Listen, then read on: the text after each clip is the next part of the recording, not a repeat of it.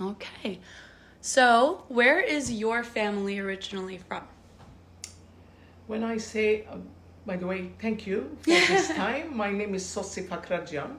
And when you're saying family, you mean my dad or the grandfathers? Let's start with your grandfather.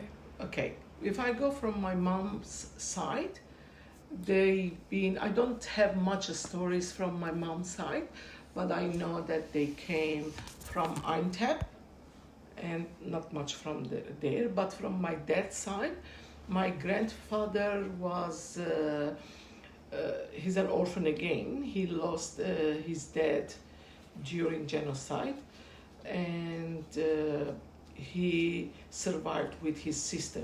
So he says, what we know is Kilis, that he's from Kilis, but they say Kilissi because he came from the orphanage in Kilis. But he's always said that his father was from Sasun. So he's from Kilis. So yeah.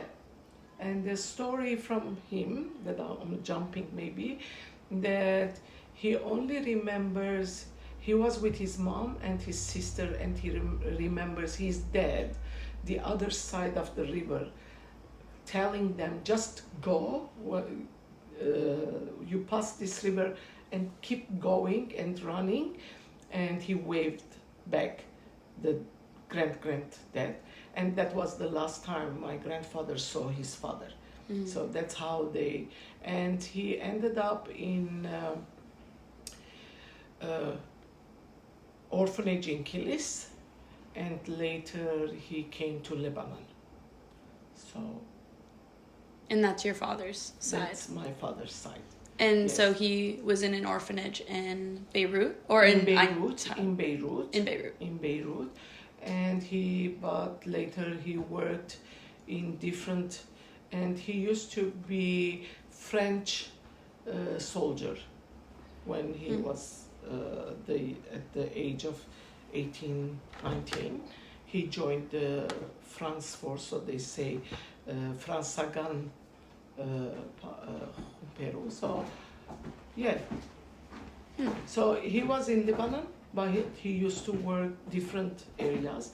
So he, at the end, but I remember my dad's side, that he used to work in a train, Gayaran, they say, the train station at that time, with French organizations. So, yeah. And then how did your father and your mother meet? My father, okay. My grandfather, they got married in Iskenderun, and my father is born in Iskenderun.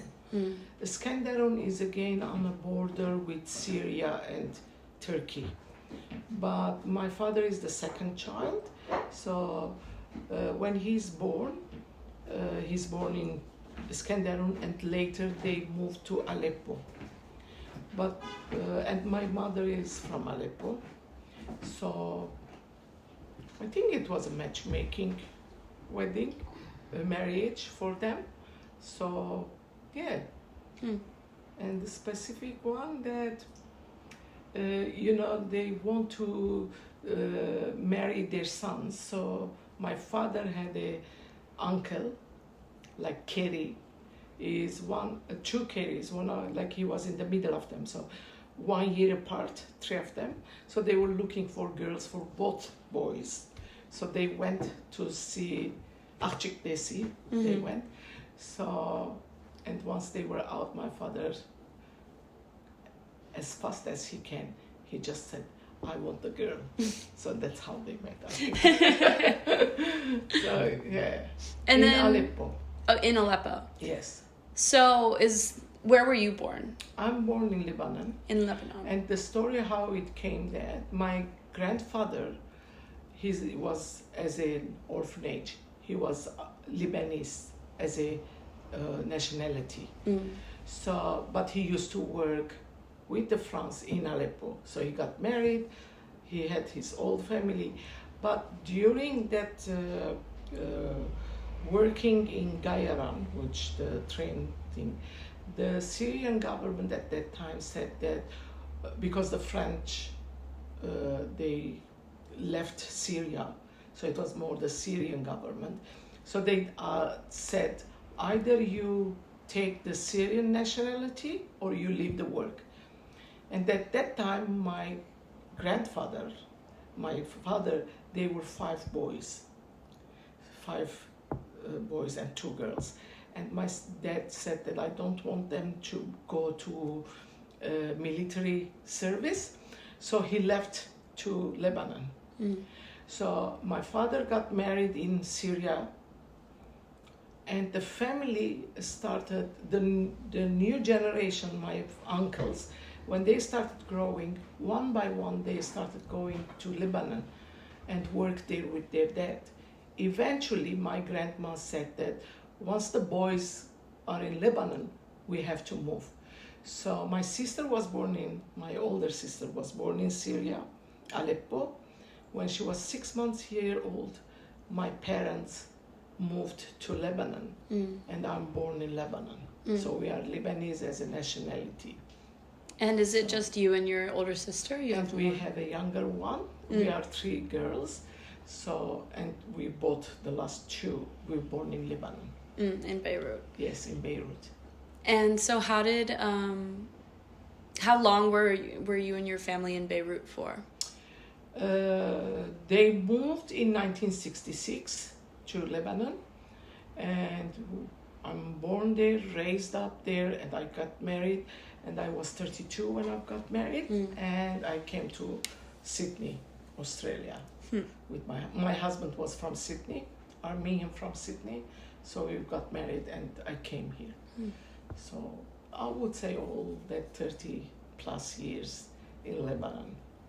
What did your family do in Lebanon for work? My mom was housewife, and my dad, he was a car mechanic, and he was specialized in Lebanon. He had his own garage service for specialized in BMW.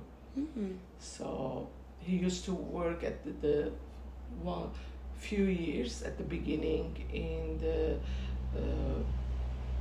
car dealer, the main one as BMW, and later he had his own garage.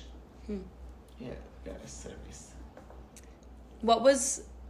How would you describe your early years in Lebanon and the Armenian community there? Okay. We are grown up.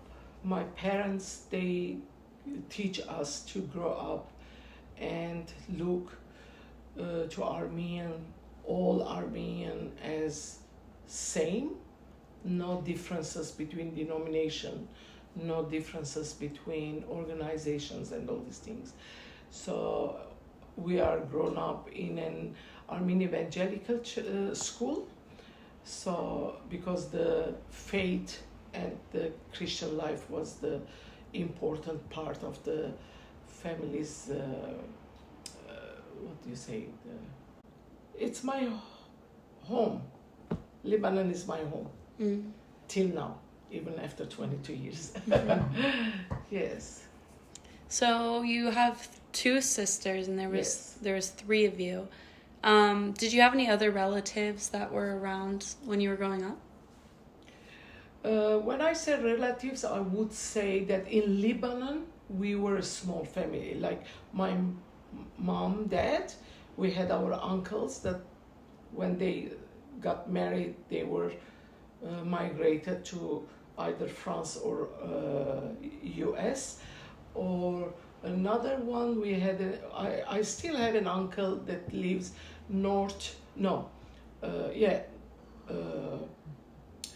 in Lebanon, but it's more in the mountains area. So they say Zgharta, so Tripoli and up. So we didn't have as close family around us in Lebanon. But all our family, relatives from my mom's side or the dad's side were in Aleppo. So that's why every time, and I'm grown up during civil war of Lebanon. So that's why that was the hard part, that relatives, we go to them to Syria, Latakia or Aleppo, mainly Aleppo. And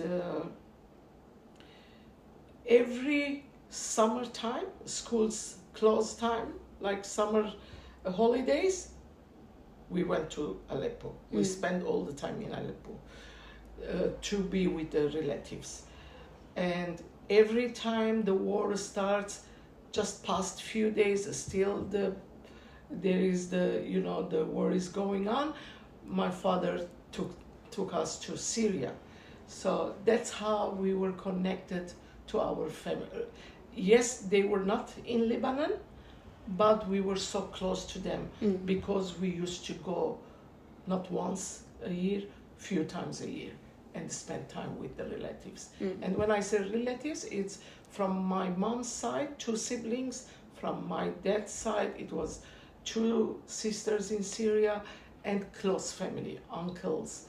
And the big family was really close to each other. Yeah. That's very nice. How about any friends that you remember? Do you have any friends Lebanon? from Lebanon that you keep in touch with? Okay, I do remember. I do have a childhood friend. The teenage years, they migrated to Canada. As I said, we had that connection for the early years, but it's been now maybe 7 years that we are reconnected with this social media, Facebook, Instagram, and we are. And thinking about my mom used to say that the friend comes later. You have to be friend with your sisters. So that's why my sisters are my friends. Yes, we do have friends from schools, but we were not that close relationship. It was always like we have to keep that, what they say, bashtonagan relationship. Yeah, that's childhood. But I do have a close friend that she's now here. When I was in year 9, we met. So now it's been more than 30 years that we are connected with each other. Even she was studying and she left to Dubai. We kept the relationship, and now she's here with her family. Still we continue. But that's more early adult life. Adulthood rather than childhood. And childhood friends was mainly the neighbors' kids. So yeah. So your neighborhood was pretty close knit. Yes, you would say. Yes. And my mom, she always says, "I'm your friend, and your sisters are your friend. You don't need more friends." So yeah, at that age. Yes. And you mentioned you speak Armenian, and you learned English later when you moved to Australia. Did you speak any other languages in Lebanon?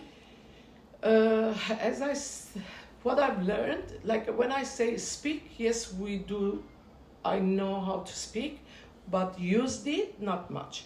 So I've learned Arabic, I've learned Turkish, because of the Turkish was somehow as a second language in our house. Not for us, like the kids, not for us the kids, but the adults, they used to speak Turkish. So my mother's dad, he always used to speak Turkish. He didn't know Armenian. He understand Armenian, but he didn't know. So when we speak with him, we speak Armenian, and he replies back in Turkish. So, and the adults, my mom, my dad, my grandma, they talk together in Turkish.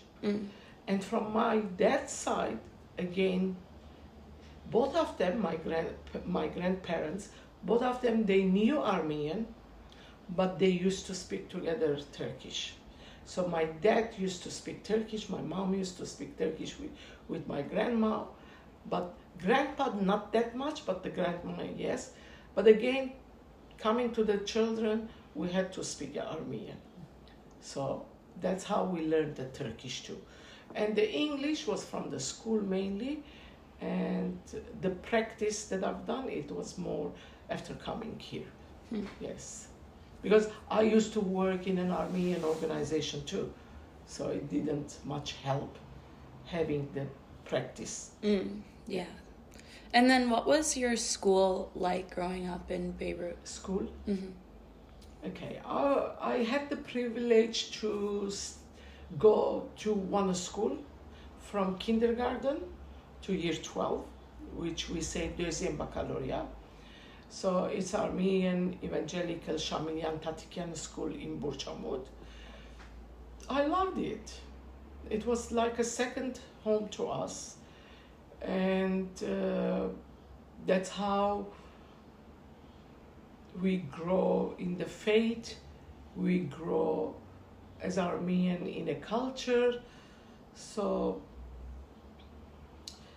but we did have a hard time during the war. So we had years that 2 years we had to fit it in 1 year because of the war and closing of the schools. So it was really difficult years for us going to school.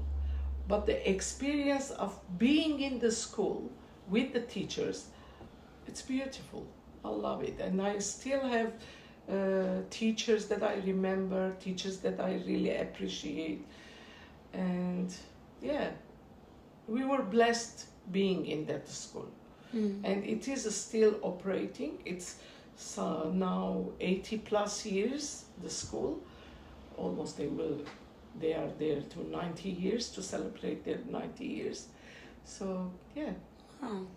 And all three of you and your sisters all went three there? sisters, we went here from Kindi. We used, like there, the Kindi is Pochpochko Gonzarik, that's the Kindi years, and later year 1. So 3 years, and later you start the primary school. So we were all in the same building. Oh, that's Yes. very nice. And then, so what did you move on to when you graduated from high school? Did you end up going to college? Did you go to work? What was that adjustment like? Both work and college was parallel to each other. Because in Lebanon you have to pay for where you're going. Like college, there's no government help or anything. So it was both together. So at the beginning my dad didn't want me to work, but I started working without telling him. But anyway, so yeah, I went to college and I studied auditing, accounting auditing. Meanwhile, I worked at the first few years in accounting system, and later more it was office administration. And I was with the Armenian Evangelical Union that I work in the office, and later to their publication sector and the department secretary, and also do the layout works for the publication. So yeah, general admin and everything. And did you engage in any Armenian institutions? I know you talked about the church a lot, Yes. but what was the Armenian community like as you were moving from school into working? Okay, institution-wise, this is the interesting part. I would like to mention here that my grandfather, my dad's side, he was an Armenian evangelical. He's a member in an Armenian evangelical church. But during their wedding time, when he came, he was engaged, and when he came to marry from his, he was in the soldier's duty, military duty. Just during his break, he came to get married, and they didn't find a reverend there, ordained reverend, to marry them. And my grandmother, she was happy that there was no reverend to marry them. So they went to the apostolic church, to the father, and she said, I can marry, do the wedding. So somehow the family started like baptism, everything, wedding, to in the Apostolic Church. But when we moved to Lebanon, as I said, the schools that they decided to send us, even my younger uncle, he was teenager at that years, they sent him to the evangelical church. So we started growing, knowing what evangelical community is. So we started more in that. But as I said before, my parents, they didn't have any differentiation between being Catholic, evangelical, or like my mom, we, during like Easter time, we used to visit all three denomination churches to know all the different, like in Avakurpat, like we go to Catholic church for the crucifixion day, like Thursday night time. We go to Apostolic church. Like it was always that we knew what the culture is within that church. So that's how we grow up.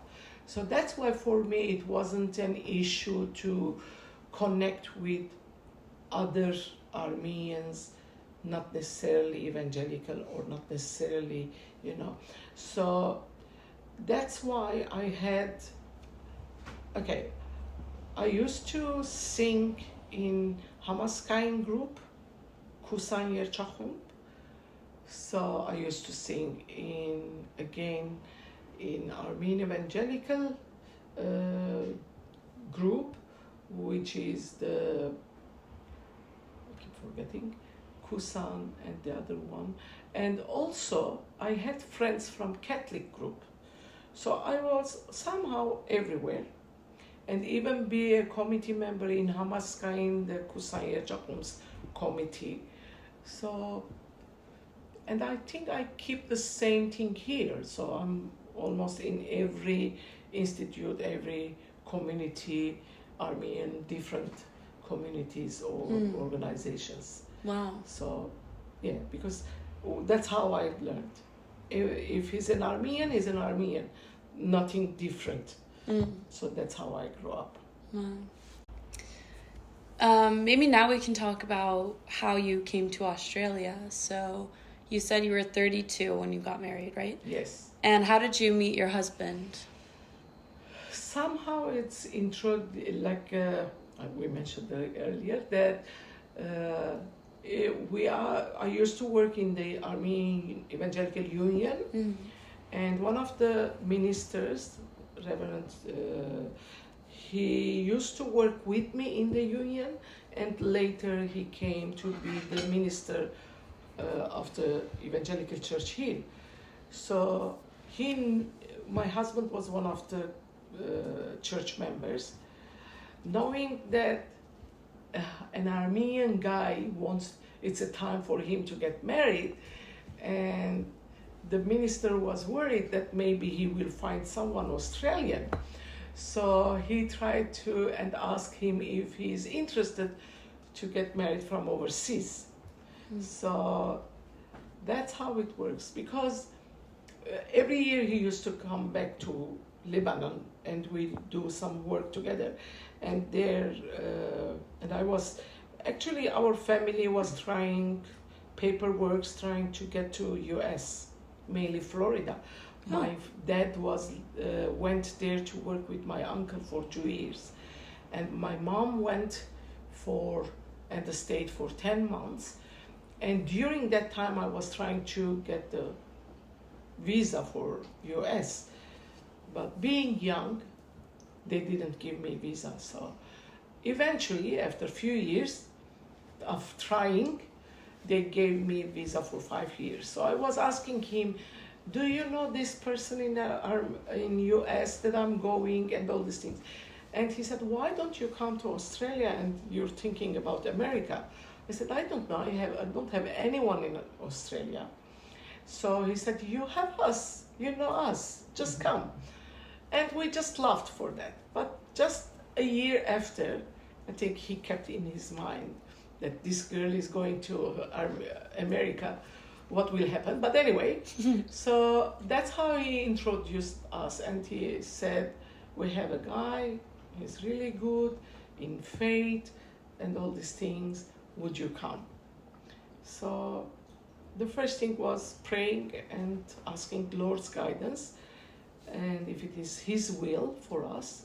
And eventually everything set in the right direction, and we met in Lebanon for a day, and later he went to Armenia. He came back within few days, and we were engaged. Wow. That was quick, huh? That's another story, another time I tell you. So yeah, that's how we end up. So we were engaged in September, and we got married in April the second year. So we married in Lebanon, and we came here. I came here, he was here. Yeah. And then you moved to Sydney and established My family, my beautiful family, small family, but yes, when I came, like Auntie Sossie, she's one of the first, and I would say maybe the main person and her sister Shaketantik, to embrace me as one of the family member. Yes. Wow. And then you have 2 daughters, you said, right? I do have 2 girls now, blessings. So the older one, she's turning 22 in May, and my younger one, she's turning 21 here. And they were both born in Sydney? Born in Sydney, yes. They are Aussie, that's what they say. But Armenian Aussie, and I keep reminding them, Armenian Aussies. So yes, they are both born in Sydney. And what was that like, raising them in Sydney? Did you want them to feel very close to their Armenian community? And were there any challenges with that, or was it fairly well established when you came? Okay. As I said, there was always a challenge.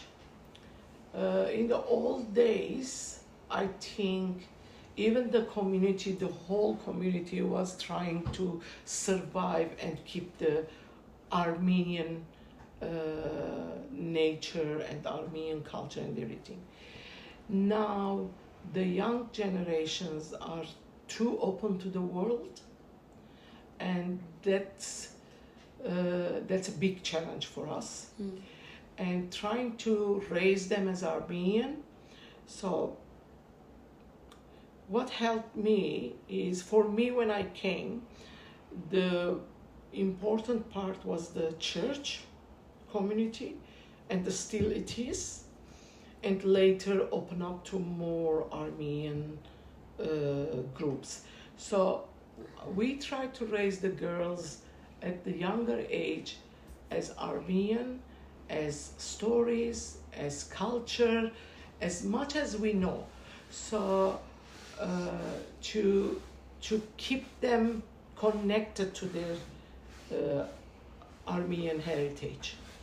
So, and that was another challenge, that, the surrounding, why you're not sending them to this school, why you're not doing that's another pressure for the Armenian parents these days.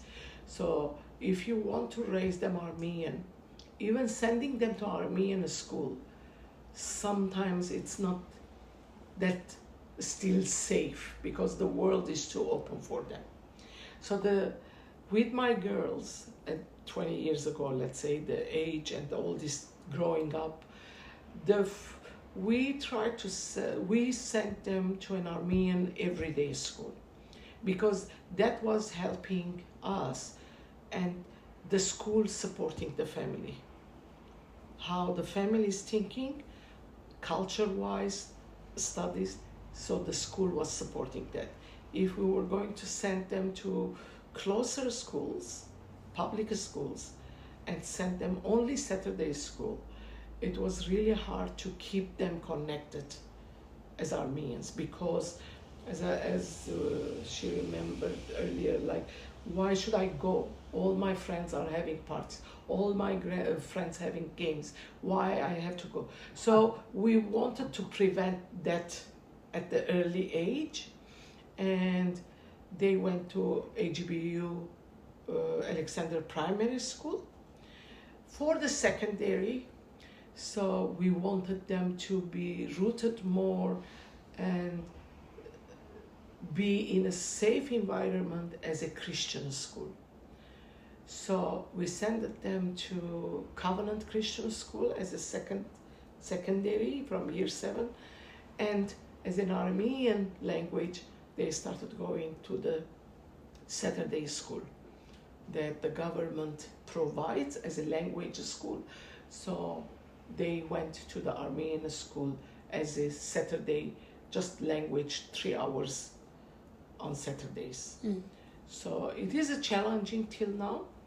My girls, they do know how to read and write and speak Armenian, but if they come together, two sisters, they start speaking English. So that's a challenge. So till now, even if they are in 20s, I still remind us as a parents, remind them, Armenian, keep the language. So now we have that challenge as a community, not only me, our family. Yes, because it's too open, and the new generation, they want to feel with the others. They don't want to feel that they are different from them. So they try to be more Aussie, and the thinking changes. But the interesting thing, 2 years ago we went to Armenia and they joined a combined church youth camp that they came all over the world, the whole group. The interesting part that they found for my girls and my niece and 2 other friends from the same age as them and from the same church, because their parents are from Lebanon and Syria, they realize they are connecting more with Lebanese youth, Syrian youth, than France, the youth that came from US or from France or from Belgium. So they somehow, I think it's how they raised what we keep telling and reminding them, or the stories we think. So I think at house we are still Lebanese or Syrian Armenians more than Aussie Armenians. Culture-wise, yeah. Yes, culture-wise. Yeah, that makes a lot of sense. Yeah. Is it the same with you? Yes, I definitely relate to that. Like, I think like where your geographic history is from influences a lot of like your identity and who you connect with and like who you feel like belonging with. Yes. I definitely understand that. Yes, and that's why now that they've been in Armenia, they love to go again. And but I would say that even Armenians from Armenia, it's different. They feel that different how raising up thing. Not a bad thing or good thing, but it's just different thought, different thinking way. Yes. That makes sense. And your daughters are in college now, right? They are in university, yes. My older one, she's in an honors degree and she's doing landscape architect. God willing, she will be graduating next year. And my younger one, actually she already graduated 1 degree in animation production. But now that she graduated and she's still 20, she wants to do another major, and this year, God willing, she's starting in primary age teaching, education. Wow. So, yeah. Very cool. And we are blessed being in Australia that you have the opportunities for studies. Yes. As much as you want to do, you want to study. Yes. And then could you tell me a little bit more about your involvement now with Armenian institutions in Sydney? I know we mentioned it a little bit before, but Yes. I know you're involved at the church, and then what other organizations are you involved with? Okay, as involvement in a role that important role, I would say it first comes the church, serving the Lord and serving the church. And I'm the office bearer of our church, and I do the accounting for the church it's all voluntarily basis. And I am involved with the AGBU Alexander Primary School Board, and for the last 15 years almost. And yeah, I'm the chairperson of the school board. Wow. Yeah. And what does that role entail as the chairperson? The role is the importance of encouraging and keeping the spirit up to keep the Armenian schools active, not only open, just existing, rather to keep the education as Australian standards, high standards, and encourage all Armenians, even if they are married, like half Armenian married, not married Armenians, even encourage that. And what I would say is the Panapan for me is, if you teach, when I say Panapan is not a logo, slogan for me is, if you raise one child Armenian, you will have a big Armenian family. So that's how we work towards that. As a school board, that's our responsibility to keep the Armenian community, to have that opportunity for those families that they would like to raise their children as Armenian. They have a school that provides that for them, and meanwhile provides the same education as normal other independent schools, the same as curriculum side, educational side, and growing them as Armenian, Christian, Australian person. So that like identity aspect is very important. Yes. And that's, I think, whoever works in these education institutes, that's the goal. Like to keep and try to nurture as much as possible the new generation to stay connected to their identity, stay connected to their history, and also be a good citizen to Australia where they've born. That's the motto, I think. Yeah. Yes. And was this one of the early schools when it came to like establishing everyday Armenian schools, or how long has the school been open? Okay. For the time being, we have two Armenian everyday schools. One is the Hamaskain Armenian School, Golestan College, and they are from Kindy to year 12. And we have the Alexander Primary, AGBU Alexander Primary Schools. They are from prep, Kindy prep to year 6, the primary school, and the other one is secondary. So we used to have other Armenian school, but not anymore. And we do have Saturday schools. So the everyday schools, they have a history of 36 years now that they are established. Wow. In Sydney, and we wish them to celebrate their 70s and why not 80 years in Sydney, and we still and have that students and the support of Armenian families, young families, to the willingness to send their kids to Armenian school, because the school is the second home for a child. It's a say that we say it, but it's not only a say, it's a life span. Like, that's where they grow, that's where they learn, that's where they nurture. So we need to give them that safe environment, and also the rich environment.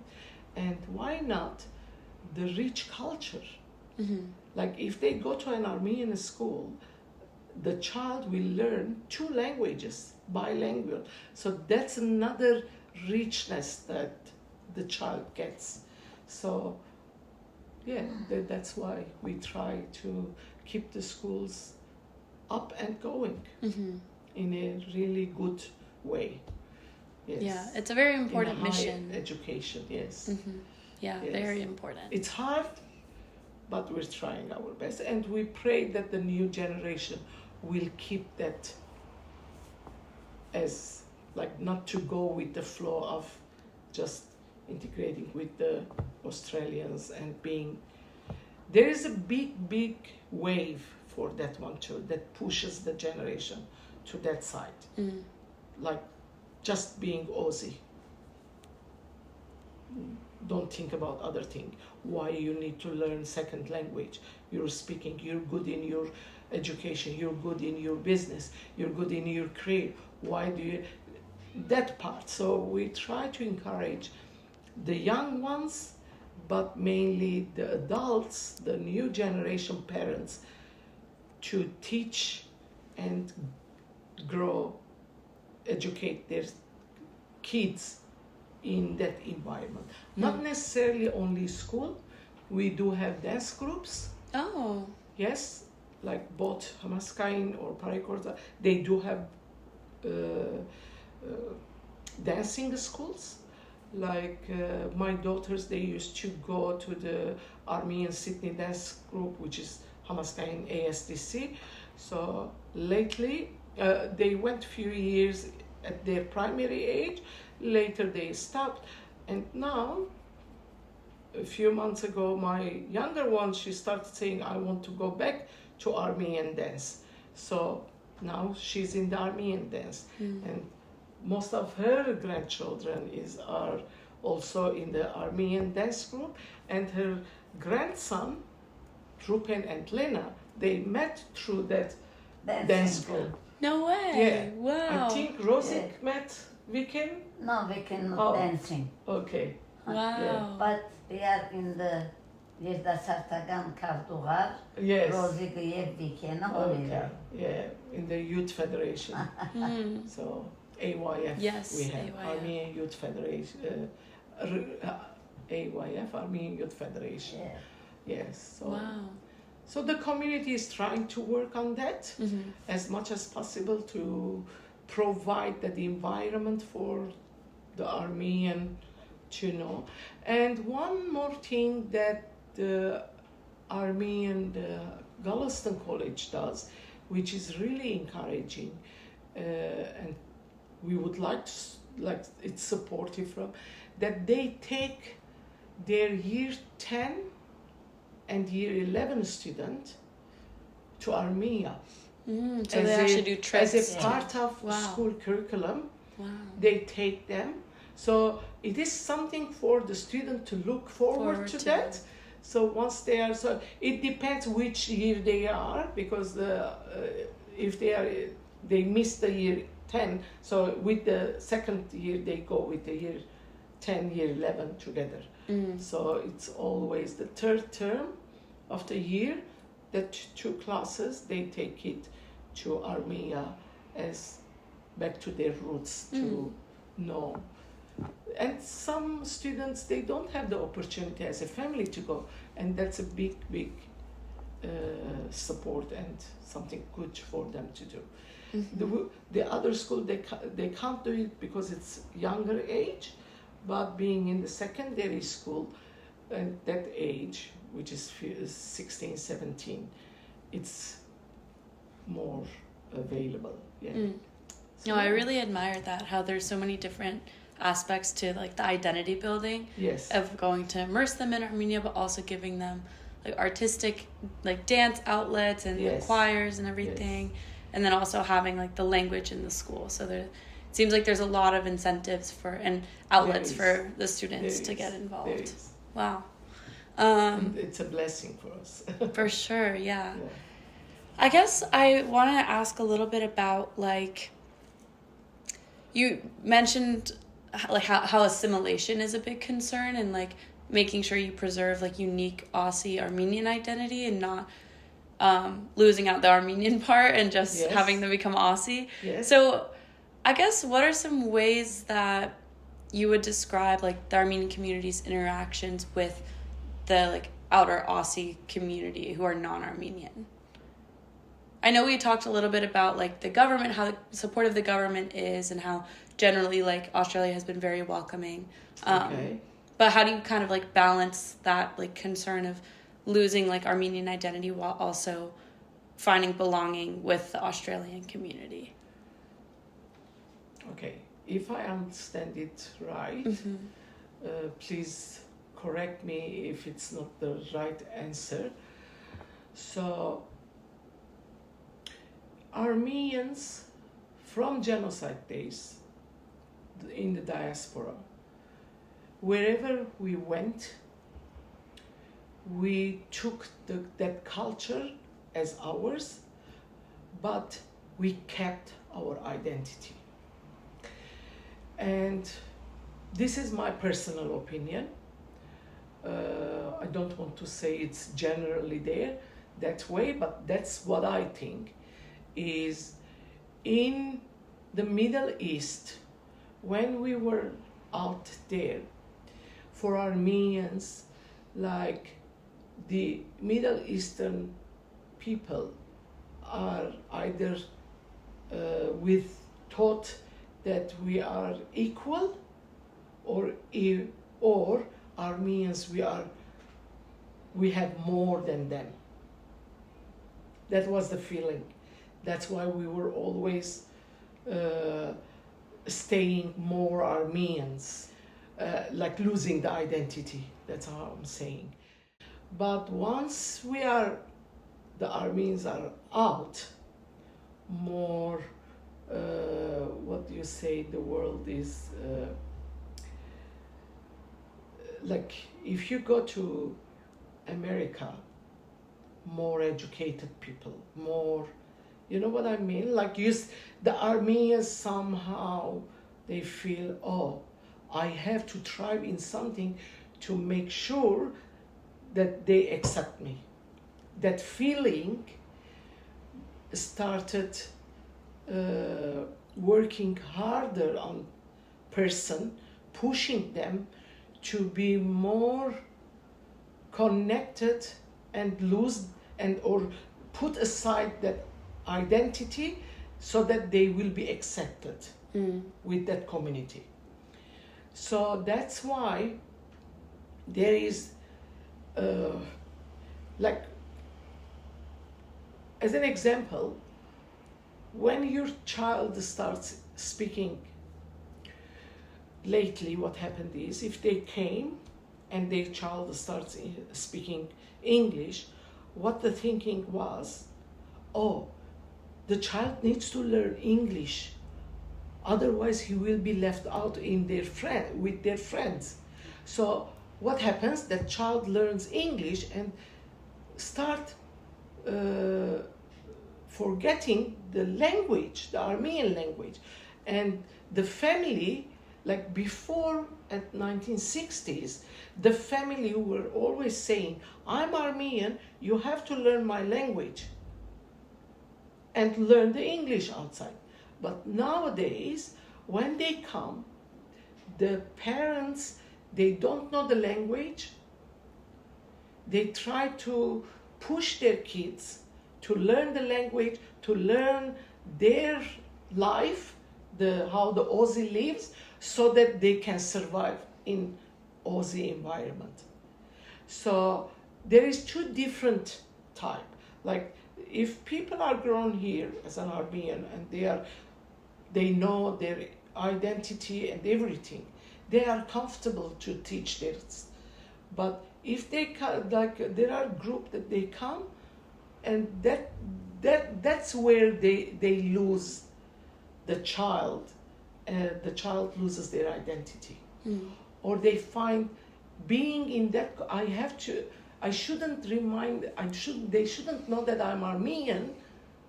They have to see me as an Aussie, Australian, so that they accept me with them. So that, I think it's more the self-esteem that they have to keep it strong, their identity to keep it strong. And that's what the community now, the ones who are in that positions, to try to encourage the youth to stay in the Armenian community, to go to the wider Australian community too, but with a strong character. That's how, like for me, for my girls, being in an Armenian studio, it is in a small group, smaller school. When I say small, like usually you will say 200, 300 students. No, our numbers are not as that. But being in a small, you grow up, everyone has the potential to show what they are learning. So that helps in their character and makes them, okay, I know who I am, and I can survive in these too, and I can try. So that's the thing. I hope I answered the question. That makes a lot of sense. Yes, Yeah. having like a strong sense of self in their Armenian identity. Yes. So they don't feel that it makes them Yes. inferior or different, Yes. and then can move through the Yes. world. In Lebanon, when I've grown, we were Armenian. We have to keep our identity. We shouldn't get married with others. You know, Armenian should be with Armenian, as she was saying. Like the church used to bring all the Armenians together, and that's when I say it's not that non-Armenians is not good. No, it just somehow you have to keep the identity. And we have a say, if you don't have a history, you don't have a future. That's an Armenian say. Եթե անցյալ չունիս, այսինքն դու պատմություն չունիս, ինքնություն չունիս, you can't be, you will be someone. You can't be that someone. That sometimes, like, please don't take it personally. Like some kids, they grow, they don't know. Like from my side, mother Armenian, father Chinese, the child comes and he says, I'm Armenian. Mother Armenian, father Greek, the child comes, not Armenian, not Greek, I'm Australian. So how do you keep that Armenian history? How do you keep the Greek history? So someone comes and they say, oh, my mom is Armenian, I'm not. My dad is Greek, I'm not. So you lose that identity. Eventually, you're not an Australian too. So what are you? Where is your stories? Where is your roots? So when you say rerouting, is you have to find your roots. Otherwise, it will be weak. And you will be diluted in a big group of people.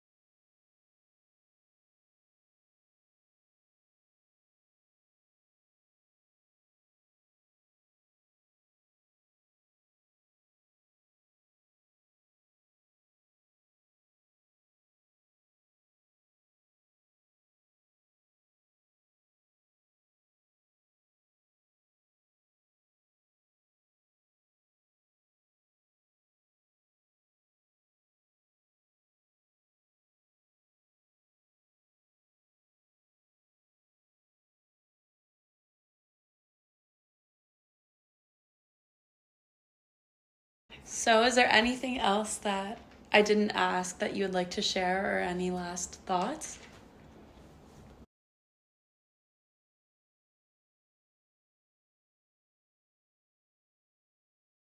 That there is a hope in the new generation. My cousin, who is born in France, raised in France, she did the birthright in Armenia. Seeing the new generation trying to go and get connected to their roots, that's an encouraging for us. But we as an Armenian, we need to keep the light on and move forward. Yes, the times comes different, like hard, like maybe there were days that during one day, maybe I would say maybe 50 times. It's not just word 50 times. Armenian, speak Armenian, speak Armenian. And not only words to try to make the sentence right, to try, like, don't translate it from English, think Armenian. That's another thing.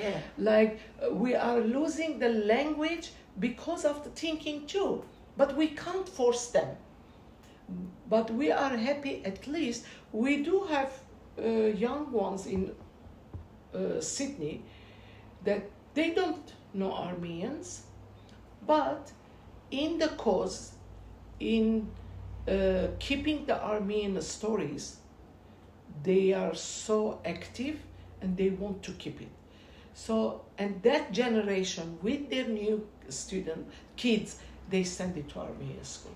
So we need to encourage them. We do have the hope, but we shouldn't never give up. And I believe God made nations, different nations. So if He put me in Armenian nation, as an Armenian, so I have something to do in this community. That's what I believe.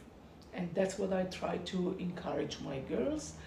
Wherever God puts you in, He puts me in the evangelical church, I have to do something there.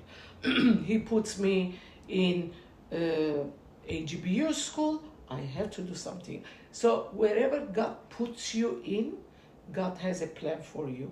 And that's a good plan if we just trust Him. And my hope and my prayer for our Armenians to go back to their roots of Christian faith. Not only as Christians, in first Armenian Christians, but let us get the really deep godly faith in our Lord and be saved in His name. Amen.